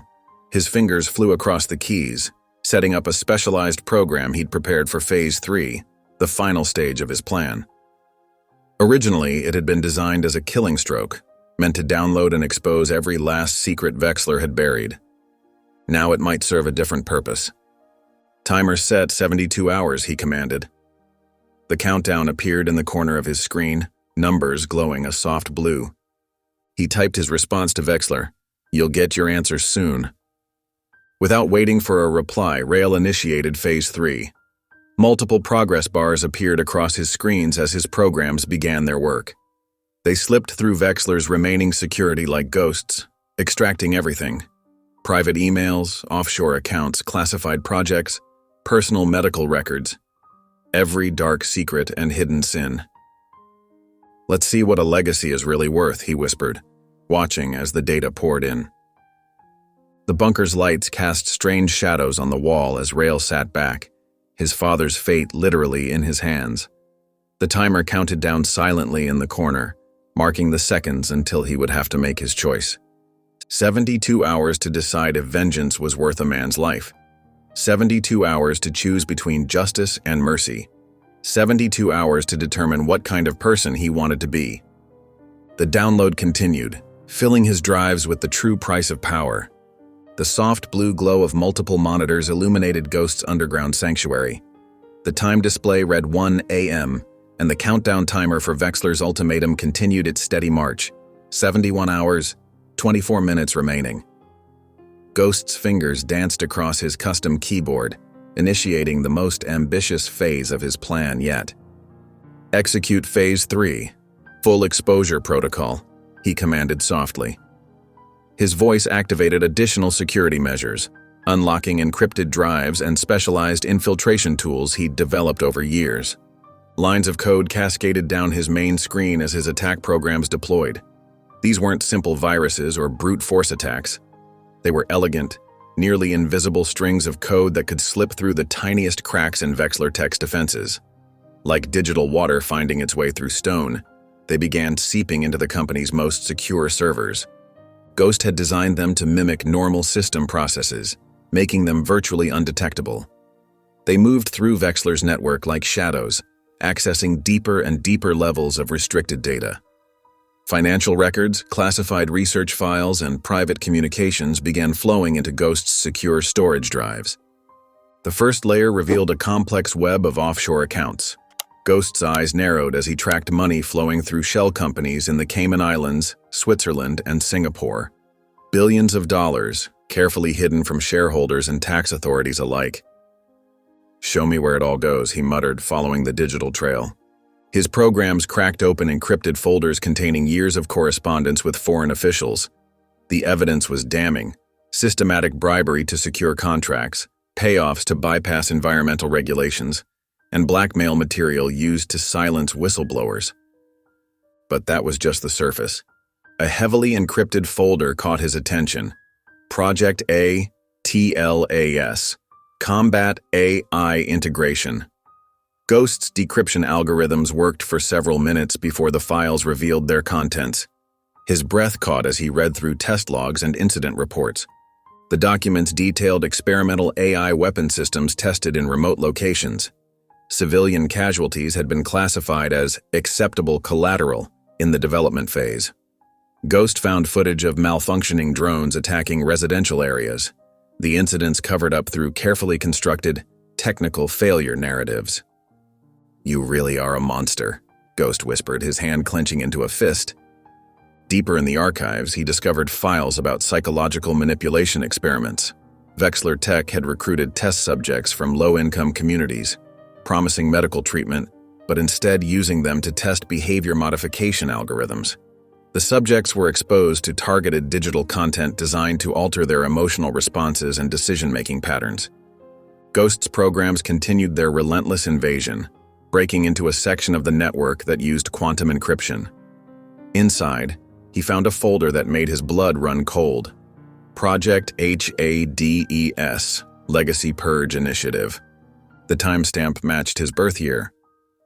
Opening the files, he saw pages of redacted information, but his birth date was clearly visible, though marked with a single word: erased.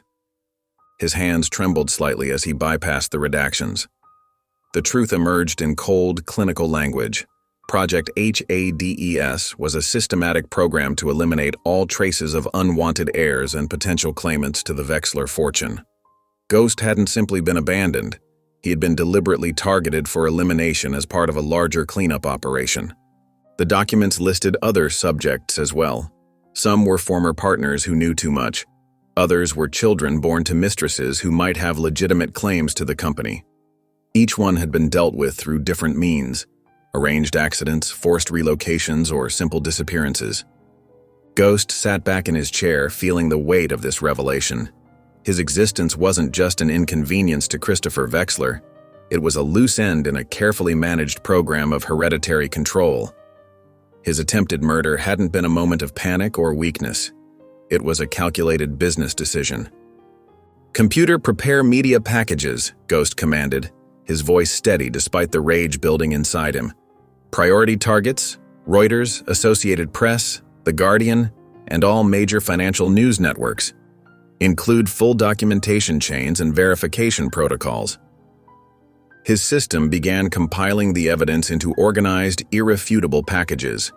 Each file was watermarked with digital signatures that would prove their authenticity. He included blockchain timestamps that would make it impossible for Vexler to claim the documents were fabricated. Ghost's fingers flew across the keyboard as he added his own analysis and highlighted the most damaging revelations. He carefully removed any traces that might reveal his identity or connection to the company. The world would see this as the work of a principled insider, not a personal vendetta. At precisely 3:47 a.m., Ghost took a deep breath and pressed Enter. The evidence packages began uploading to secure drops used by trusted journalists and whistleblower organizations. Within minutes, alerts began popping up on his monitoring screens as the files were accessed and downloaded. By dawn, the headlines would begin.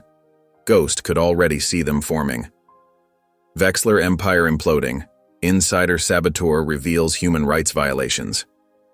The stock markets would react with panic. Regulatory agencies would launch investigations. Years of carefully hidden crimes would be exposed to the harsh light of public scrutiny. Ghost leaned back in his chair, watching as download confirmations continued to appear. He touched the worn wooden box containing Elias's few possessions, which sat beside his main keyboard. "Round 1 was for Elias," he said quietly, his voice barely audible above the hum of his servers. "This one's for me." The morning sun would rise on a very different world for Christopher Vexler. His empire, built on secrets and suffering, was about to crumble. And somewhere in his secure bunker, his son, the heir he had tried to erase, watched it all unfold with cold satisfaction. Christopher Vexler jolted awake to the harsh buzz of his secure phone. The bedroom's automated blinds hadn't yet opened, but the device's screen cast an angry red glow across his silk sheets. Multiple emergency alerts flashed, each more urgent than the last. "What in God's name," he muttered, his throat dry. His personal assistant's voice crackled through the intercom. "Sir, you need to see this immediately." Vexler grabbed the TV remote. Every news channel showed his face, His company's logo, his empire crumbling in real time. The headlines scrolled like daggers across the screen. Breaking Vexler Technologies implicated in global human rights violations. Leaked documents reveal illegal weapons testing. Vexler stock in free fall as markets open. His phone erupted with notifications.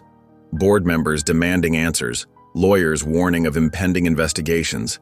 Financial advisors reporting catastrophic market reactions. The company's stock had dropped 47% in pre-market trading. Vexler's hands trembled as he reached for his blood pressure medication. Outside his penthouse windows, he could see crowds gathering at the base of Vexler Tower. Security footage showed protesters with signs, their numbers growing by the minute. "Get me Kendra," he barked into the intercom. "And call an emergency board meeting. Now." His personal security team rushed him through private elevators and underground passages to reach the secure conference room. Along the way, his chief financial officer intercepted him with devastating news. "The FBI has frozen our primary accounts," the CFO reported, struggling to keep pace. "The SEC has halted trading of our stock. The EU is launching a formal investigation into our European operations." Vexler barely heard him. His mind raced through possibilities, contingencies, escape routes. But each plan crumbled as quickly as he formed it. This was too thorough, too precise. This was ghost, he whispered. The boardroom was already full when he arrived. 20 faces turned to him, each bearing a mixture of fury and fear. These were people who had tied their fortunes to his, who had looked the other way when necessary, who had trusted his ability to keep their secrets buried. "Ladies and gentlemen," Vexler began, his voice steadier than he felt, "we've experienced a catastrophic data breach." "A breach?" One board member stood up, waving his tablet. "These are verified documents. Testing illegal AI weapons on civilians? Secret psychological experiments? What else haven't you told us?" Vexler raised his hands, attempting to project calm authority. "Many of these allegations are taken out of context or deliberately misrepresented. Yes, we've pushed boundaries in our research, but everything was legally approved."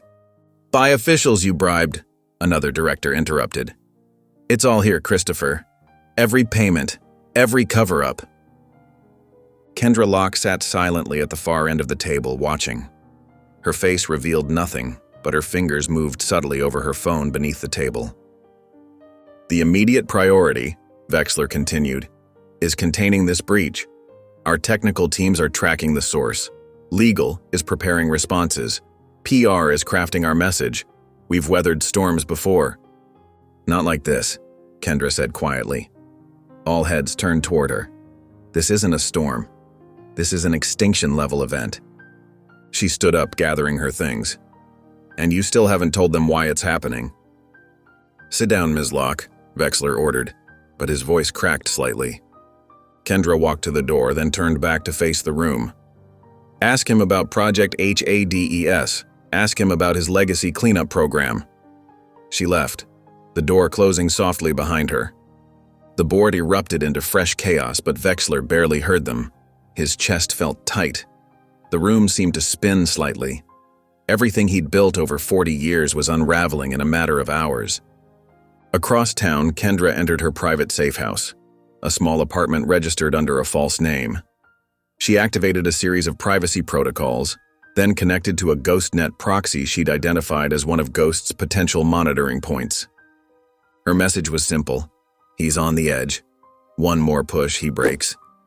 Meanwhile, in his underground command center, Rail monitored the fallout of his data dump. News channels were now running special reports, experts analyzing each new revelation. But something caught his eye. A local news station showing a familiar face. There on the screen was a photo of Elias, weathered and kind, standing by the river where he'd fished for so many years. The caption read, "Local hero, the man who rescued and raised the ghost." Rail's fingers, poised over his keyboard to initiate the next wave of attacks, froze. The reporter was interviewing people from the nearby town who remembered Elias, the quiet man who fixed their boats, who taught their kids about river safety, who never asked for anything in return. "He was a real hero," one old-timer said, wiping his eyes. Saved that baby, raised him right. Wherever that ghost fellow is now, bet Elias would be proud he's fighting for justice. Rael leaned back in his chair, something tight and hot building in his chest. Justice. What did that really mean? Elias had taught him about right and wrong, about the difference between vengeance and justice. Vengeance burns you up inside, he'd said. Justice leaves room for peace. The Phase 3 protocols waited for his command, ready to release another devastating wave of revelations. But Rael's eyes kept returning to Elias's photo on the screen. A soft chime drew his attention to the countdown timer. 48 hours remained in Wexler's ultimatum.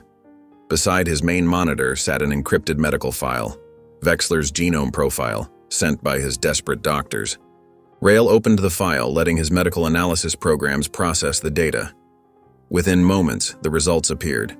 Bone marrow compatibility analysis complete. Donor-recipient match, 99.98%. Probability of successful transplant, high. Rael stared at the numbers, feeling the weight of power and choice. He could save the man who had tried to murder him. He could grant life to someone who had dealt in death. Of course I could save him, he said coldly, his voice echoing in the empty bunker. That's what makes it justice. The setting sun cast long shadows through Christopher Wexler's penthouse windows. He sat in his leather armchair, a wool blanket draped over his legs despite the warmth of the evening. His skin had taken on a sickly gray pallor and dark circles hung beneath his eyes like bruises. The protests below had grown louder throughout the day. Even 50 stories up, he could hear their chants echoing off the glass and steel canyon of buildings. His empire was crumbling, and his body was betraying him at the same time. A soft chime from his private elevator broke the silence. Wexler tensed but relaxed slightly when his security chief's voice came through the intercom. "Sir, there's a courier delivery. It's been scanned and cleared." Wexler pressed the intercom button with a trembling finger. "Send it up." Minutes later, a young courier in a crisp uniform presented him with a small package. Just a simple, padded envelope, containing nothing but a black flash drive. No note, no markings, no return address. After the courier left, Wexler turned the drive over in his hands. He knew he should have his security team check it first, but something told him this was meant for his eyes only. With shaking fingers, he plugged it into his personal terminal. A video file automatically launched. The footage was grainy at first, old surveillance camera quality. But then it enhanced, sharpened, cleaned up by advanced AI restoration. Wexler's breath caught in his throat as he recognized the scene. It was him, 20 years younger. His black sedan parked by the river's edge. The rain. The bundle. His own face, cold and determined, as he watched his operative walk to the water. "No," he whispered. "No, no, no." But the footage continued, merciless in its clarity. Every detail preserved and enhanced. The expensive blanket with its embroidered CV. Component placement, the tiny movement within the bundle. The splash as it hit the dark water. The screen went black suddenly, plunging the room into silence. Wexler's hands gripped the arms of his chair so tightly his knuckles had gone white. Then a voice filled the room, digitally modulated, neither male nor female, neither young nor old. "You created me from silence," Ghost's voice said, "but silence is over." Wexler's chest tightened. He fumbled for his heart medication, spilling pills across his desk. "You have 24 hours to confess, publicly," the voice continued, "or I will bury you in the truth." The screen went dark again, this time permanently. Wexler sat there, struggling to breathe, pills scattered around him like tiny white accusations. Minutes passed, maybe hours. The sky outside had grown darker when he finally moved, pulling his personal camera setup closer. His hands shook as he adjusted the lighting, positioned himself carefully in the frame. He recorded 3 versions of his confession before he felt satisfied. In the final take, his voice was steady, his demeanor appropriately grave. 20 years ago, he began, I committed a crime of shame. A child was born. My child, in circumstances I chose not to accept. In my arrogance and fear, I made a decision that haunts me to this day. I abandoned that child. He paused, swallowing hard. No explanation can justify my actions. No amount of success or power can erase what I did. I speak now not to ask forgiveness, but to acknowledge my guilt before whatever consequences may come. His finger hovered over the upload button. The video would go straight to major news outlets, social media platforms everywhere. There would be no taking it back. Instead, he reached for his phone and dialed Kendra's private number. To his surprise, she answered on the first ring. "He sent you something, didn't he?" she asked without preamble. "The footage," Vexler confirmed, his voice hoarse. "From that night, he wants me to confess. And I recorded it, but..." He trailed off, staring at his sickly reflection in the window. "Kendra, do I deserve to live?" The silence stretched between them for several long moments before she answered. "That's not your decision anymore." The line went dead. Vexler stared at his phone, then at the confession video still waiting to be released. His finger trembled over the mouse button. Miles away in his underground command center, Rael watched multiple feeds of Vexler's penthouse. Through hijacked security cameras and his own planted surveillance, he observed his biological father's struggle with the confession. A notification popped up. The video file had been transmitted to his secure server. Rael played it, watching Vexler's carefully worded admission with cold eyes. "Not good enough," he muttered. His fingers flew across his keyboard, initiating a complex sequence of commands. The original footage, enhanced, undeniable proof of Vexler's attempt to murder his infant son, began uploading to over 1,000 separate secure locations around the world. Each copy was set with a digital timer, 24 hours until simultaneous release, unless a specific kill code was entered. Rael leaned back in his chair, watching the progress bars tick upward. The truth was armed now, ready to detonate unless Vexler made things right. "Let's finish it," he said to himself and pressed enter. The underground bunker hummed with the quiet pulse of servers and cooling systems, their gentle vibrations echoing through the concrete walls. Banks of monitors cast a blue-white glow across Rael's workspace, illuminating the countless cables and equipment that had become his sanctuary. He sat before his main terminal, shoulders tense, watching the countdown timer tick away the final 24 hours. His fingers hovered over the keyboard, trembling slightly as he initiated the secure video connection, triple encrypted and bounced through servers across 3 continents. The screen split into 2 windows, creating a stark visual divide. On the left, Rael's own image, pale and intense, his features sharp in the artificial light, his underdeveloped left arm partially visible at the edge of the frame, a permanent reminder of his early trauma. On the right, Christopher Vexler's face materialized, gaunt and haunted in the dim light of his penthouse. The once powerful CEO looked diminished, his designer suit hanging loose on his frame, his complexion sallow beneath the warm lighting of his luxurious surroundings. Father and son face to face for the first time in 20 years. The weight of that reality seemed to press against the very air between them. Vexler's breath caught audibly, the sound harsh through the high-fidelity audio connection. His eyes widened as he studied Rael's features, perhaps searching for traces of himself or the child's mother in the angular face before him. The silence stretched between them, heavy with 2 decades of absence, questions, and unspoken accusations. "You look..." Vexler started, then faltered, his usual commanding presence crumbling at the edges. "Alive?" Rael's voice was cold, precise, each word carefully measured like drops of poison. "Despite your best efforts." His fingers curled slightly on the keyboard, the only outward sign of the emotion churning beneath his controlled exterior. Vexler's shoulders sagged, the expensive fabric of his suit wrinkling. The proud CEO was gone, replaced by a shell of a man ravaged by illness and guilt. The penthouse's ambient lighting caught the sheen of sweat on his forehead, highlighting the hollows beneath his cheekbones. "You've already destroyed me," he said quietly, his voice rough with exhaustion. "The company, my reputation, everything I built. Isn't that enough?" Instead of answering, Rael typed a quick command, his fingers dancing across the keys with practiced efficiency. A video window appeared between their faces. Vexler's carefully worded confession playing on loop, the high-definition footage crisp and undeniable.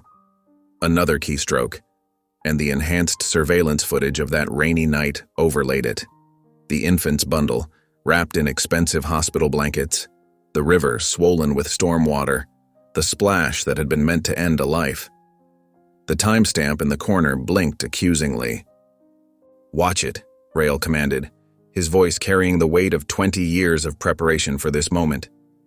"Really watch it." The blue light from the monitors reflected in his eyes, making them seem to glow with an inner fire.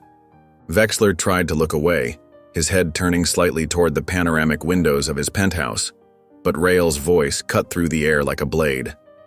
"Number face it. That's me in that blanket. That's you ordering my death. Now answer me this.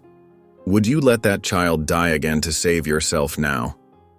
The older man's hands trembled as he reached for something off-screen, likely his medication, the pills that were keeping him alive long enough for this conversation. When he looked back at the camera, tears had formed in his eyes, catching the light like tiny fractured diamonds. "I wouldn't have thrown him in at all," he whispered, the words seeming to cost him physical pain. Rael's laugh was sharp, bitter, echoing off the bunker's walls. "You expect me to believe that? 20 years of success built on my attempted murder, and now you're sorry?" His good hand clenched into a fist beneath the desk, knuckles white with tension. "No," Vexler said, leaning forward into the camera's frame. "Not just sorry. I'm offering you everything." He reached for his desk, hands shaking as he held up a thick folder of legal documents, the paper catching the light. "Full power of attorney, complete control over all my assets, patents, the foundation, everything. You can have it all, use it however you want. Save lives, change the world, burn it to the ground. Your choice." The desperation in his voice was raw, unfiltered. Rael's expression didn't change, though something flickered in the depths of his eyes. In exchange for what? The transplant. Vexler's voice cracked, the facade of control finally shattering completely. "But not unconditionally. Let me die fixing what I broke, or live only if you say so. You'll have complete control either way." For a moment, Rael's mask slipped. Something flickered across his face. Confusion, perhaps, or the faintest trace of emotion. The carefully constructed walls of his defenses showed their first crack. He hadn't expected this level of surrender, this complete abdication of power. "You're offering me your life?" "I'm offering you justice," Vexler replied, his words heavy with meaning. "On your terms." Rael stood abruptly, his chair rolling back against the server racks with a metallic clang. He needed air, needed to think, needed space from the suffocating weight of this moment. Without another word, he killed the video feed, leaving Vexler alone with his confession still playing on loop, a digital ghost haunting the connection. For the first time in weeks, Rael climbed the concrete stairs to the surface, each step echoing in the narrow stairwell. The evening air hit his face like a shock, sweet with the scent of river water and wild grass. The setting sun painted the world in shades of gold and purple, a beautiful contrast to the artificial light he'd left below. He walked to the edge of the water, the same river that should have been his grave, its banks now overgrown with weeds and wildflowers. The surface was calm tonight, reflecting the deep purple of the sunset like polished glass. In his hand, he held the vial containing proof of their genetic match, turning it over and over between his fingers. The glass caught the fading light, making the contents shimmer. "He offered me power," Rael spoke softly to the river, his voice barely louder than the gentle lapping of the water. "Redemption. Legacy." Each word fell from his lips like a stone into still water, creating ripples of possibility. The water lapped gently at the shore, the same eternal rhythm it had kept for thousands of years. How many secrets had it carried? How many lives had it changed? The river remained silent, offering no answers, only the steady sound of its endless journey. "But not regret," he continued, his words carried away by the evening breeze. "And that's all I ever needed." The admission hung in the air, heavy with the weight of truth finally spoken aloud. His fingers tightened around the vial as the timer in his bunker silently hit 0000, marking the end of one chapter and the beginning of another. The choice before him stretched out like the river itself, deep, dangerous, and impossible to fully predict. The first rays of dawn crept across the riverbank, painting the water in shades of amber and gold, their light dancing on the gentle ripples like nature's own light show. Inside his underground bunker, a fortress of concrete and steel that had been his sanctuary for years, Rail sat motionless before his terminal. The soft hum of servers provided a steady backdrop to the moment, their cooling fans whirring in an almost musical rhythm. The screen before him displayed a simple message: "Deploy. Final archive leak." The cursor blinked rhythmically, waiting for his command, each flash seeming to match his heartbeat. Through the bunker's periscopic camera feed, its lens carefully concealed among the riverside vegetation, he could see the exact spot where Elias had found him 2 decades ago. The memory was still vivid.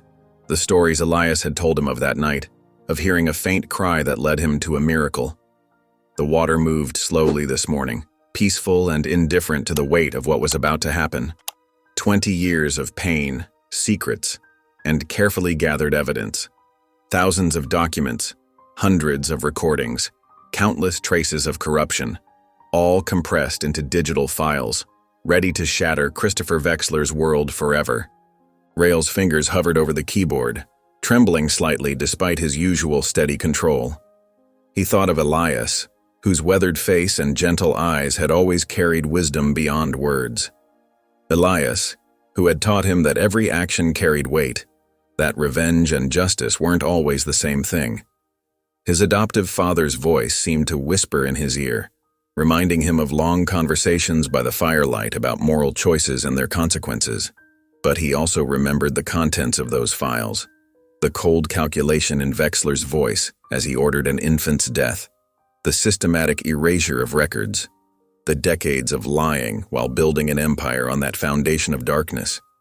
Each piece of evidence felt like a weight on his conscience, demanding release. "This isn't revenge," Rail whispered to himself, his voice barely audible above the hum of machinery. "This is truth." The words felt right, settling into the air with the weight of conviction. His finger pressed enter, the simple action feeling both momentous and surreal. The upload began immediately, his custom-built distribution system executing flawlessly, lines of code racing across secondary monitors like digital lightning.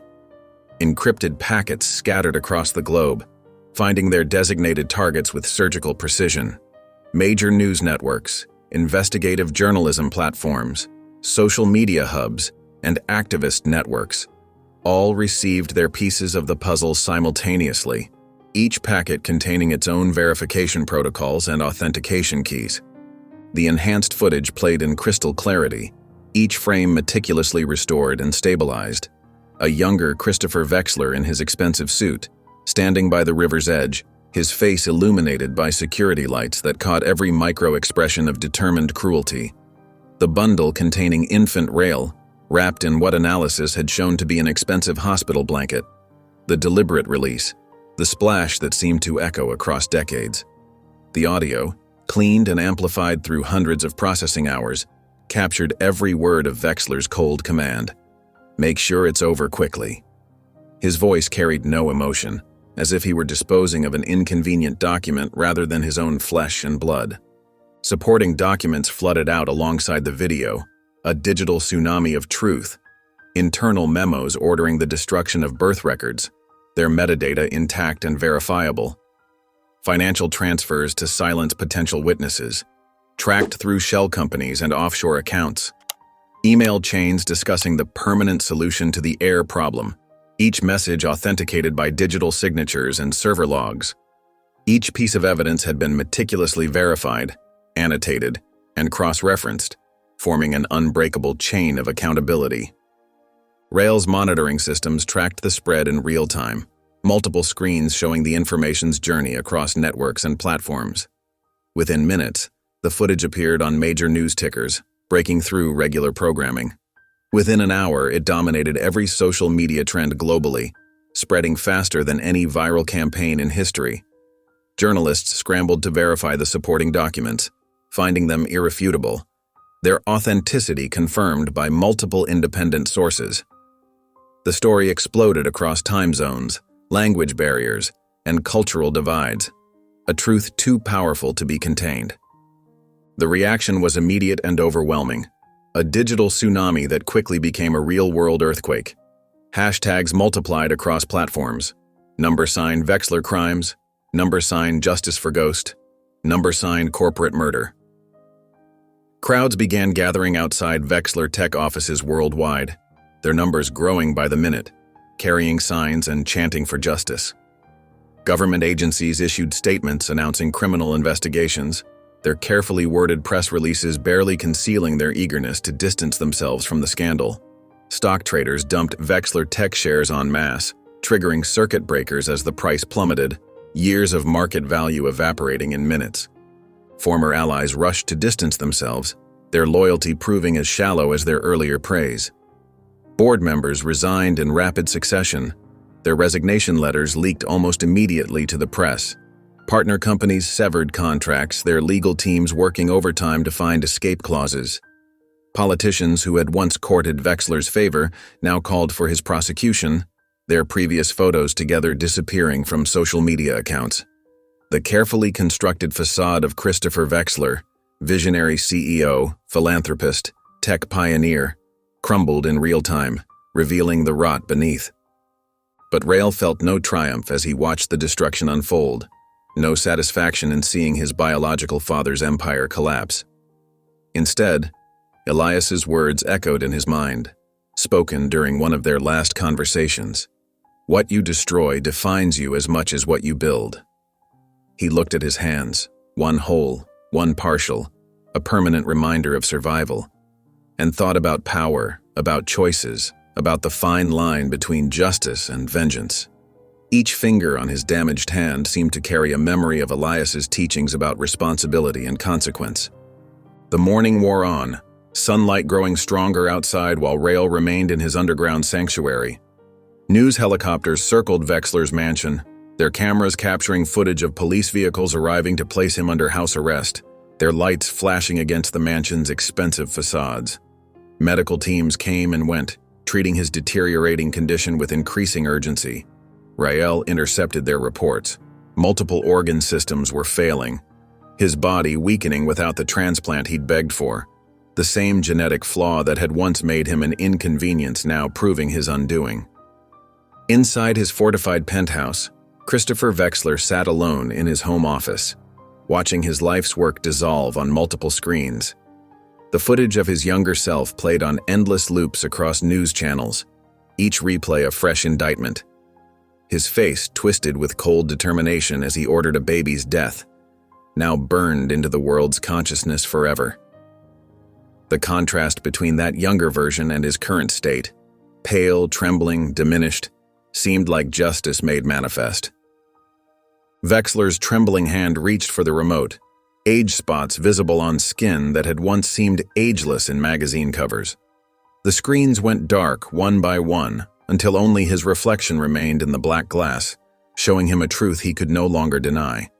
His whisper was barely audible, caught by surveillance systems Rael had planted months ago. "I deserve worse." Rael's secure messenger pinged, the sound barely registering in the quiet intensity of the moment. A final message from Kendra appeared, its simplicity carrying volumes of meaning. "He's finished. The rest is yours." He stared at those words for a long moment, understanding their weight, feeling the responsibility they carried. Vexler's empire lay in ruins, but its resources, its potential for change, remained. The power to destroy had served its purpose. Now came the power to build, to transform, to heal. The real work was just beginning. Rael closed his laptop slowly, the action deliberate and final. He opened a new document on a separate terminal and typed a title, Elias Foundation Charter. The cursor blinked, waiting for the first words that would transform wreckage into hope, destruction into creation. In his mind, he could almost hear Elias's encouraging voice. Make it count, son. Through his periscope feed, the river caught the full morning light, its surface glittering like scattered diamonds. The same water that had nearly claimed his life now reflected a new day, carrying old secrets away with its eternal flow. Somewhere in that flow, Rael could sense the future taking shape, built not on revenge, but on the possibility of redemption. Autumn leaves danced across the quiet public square as Rael walked slowly through the morning mist. No cameras tracked his movements now, no digital shadows followed his steps.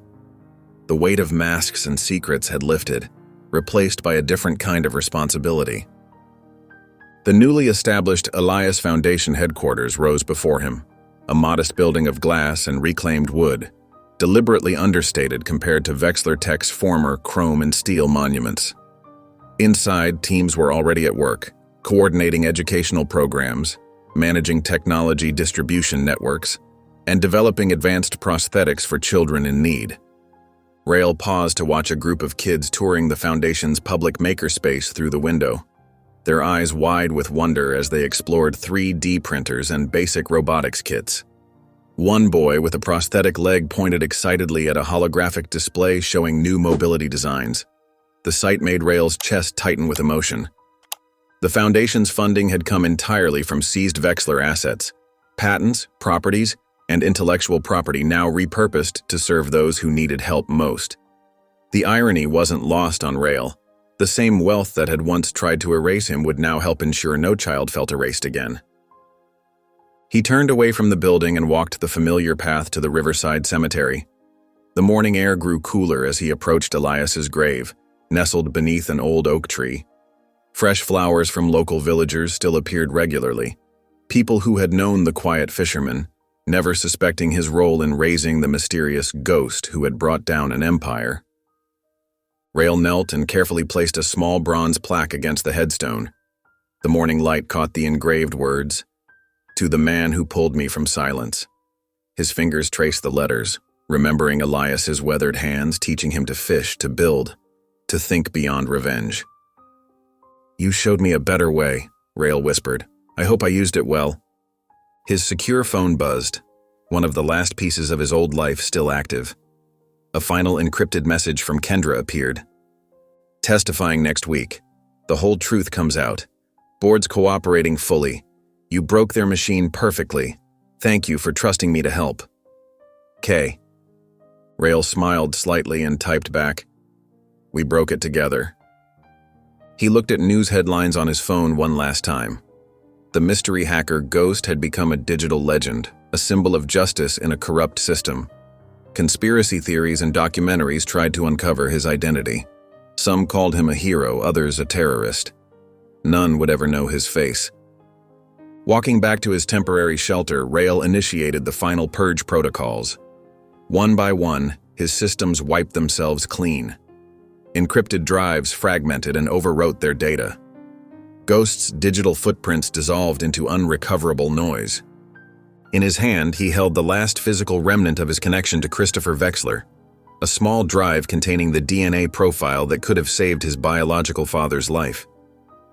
Rael placed it in a metal bowl and struck a match. The plastic casing bubbled and warped as flames consumed it. "Goodbye, Father," he whispered, watching the smoke rise. "May your truth set others free." Weeks later, sunlight streamed through windows of a rural classroom somewhere off the grid.